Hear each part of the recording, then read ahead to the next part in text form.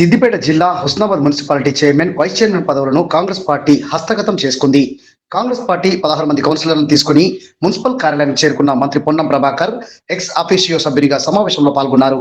BRS కు చెందిన 4 కౌన్సిలర్లు హాజరు కాగా మంత్రితో కలిసి మొత్తం 21 మంది సభ్యులు హాజరయ్యారు. కౌన్సిలర్తో ప్రత్యేక అధికారి ఆర్డీఓ రామూర్తి ప్రమాణ స్వీకారం చేయించారు. అనంతరం 12:30 చైర్మన్ అభ్యర్థిగా కాంగ్రెస్ పార్టీ నుండి 14వ వార్డు కౌన్సిలర్ దండి లక్ష్మి పేరును సభ్యులు ఒకరు ప్రపోజ్ చేయగా మిగతా సభ్యులు ఏకగ్రీవంగా మద్దతు తెలిపారు. దీంతో హుస్నాబాద్ మున్సిపాలిటీ చైర్మన్ గా దండి లక్ష్మి ఎన్నికైనట్లు ఆర్డీఓ రామూర్తి ప్రకటించారు.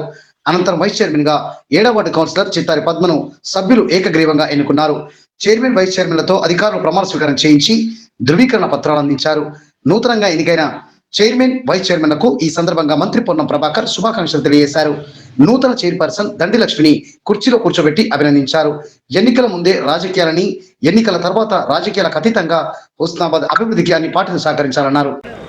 హుస్నాబాద్ ప్రజలు అభివృద్ధిని ఆకాంక్షించి మాపై విశ్వాసం ఉంచి కాంగ్రెస్ పార్టీ ప్రజాప్రతినిధులుగా ఈరోజు మున్సిపల్ పాలక వర్గాన్ని గెలిపించినారు. వారందరికీ మరొకసారి మా నూతన పాలకవర్గం తరఫున ధన్యవాదాలు, వారందరికీ కూడా కృతజ్ఞతలు తెలియజేస్తూ ఉన్నాం. వారి ఆకాంక్షలకు అనుగుణంగా హుస్నాబాద్ను చుట్టూ 4 జిల్లా కేంద్రాల మాదిరిగా అభివృద్ధి చేసేటువంటి ఒక ప్రణాళిక తీసుకొని ముందుకు పోతాం. ఎన్నికల దాకానే రాజకీయాలు, ఎన్నికల తర్వాత రాజకీయాలు అని చెప్పేటువంటి అన్ని పార్టీలు కూడా హుస్నాబాద్ అభివృద్ధికి సహకరించాలని కోరుతూ ఉన్నాం.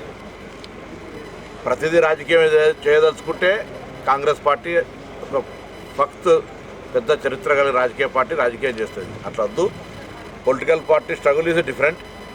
ప్రజాప్రతినిధులుగా మున్సిపల్ ఎన్నికైన పాలకవర్గం అందరూ కలిసి హుస్నాబాద్ ప్రజల మౌలిక సదుపాయాలు, వారి జీవన స్థితిగతులు మెరుగుపడుతూ ఊరు పెరిగినప్పుడు ఉపాధి పెరుగుతుందనే విధంగా ఇక్కడ కొత్త విద్య, వైద్య, ఉపాధితో పాటుగా అనేక అంశాలతో పెరిగే విధంగా ఉండడానికి కొరకు ముఖ్యంగా హెల్త్ గ్రౌండ్కు సంబంధించి శానిటేషన్ కావచ్చు, లేకపోతే డ్రింకింగ్ వాటర్కి సంబంధించిన ప్యూరిఫికేషన్ కావచ్చు, స్ట్రీట్ లైట్స్ కావచ్చు, మేజర్గా మున్సిపల్ యొక్క మౌలిక బాధ్యతలు. ఈ బాధ్యతల నిర్వహణలో కొత్త పాలకవర్గం ఎంపికైనటువంటి దండి లక్ష్మి గారు గతంలో కౌన్సిలర్గా పనిచేసినారు. వైస్ చైర్మన్ ఎన్నికైనటువంటి చిత్తారి పద్మ గారు గతంలో కౌన్సిలర్గా పనిచేసినారు. మొన్నటిదాకా చైర్మన్గా ఉన్నటువంటి ఆకుల రజిత గారు ఉన్నారు.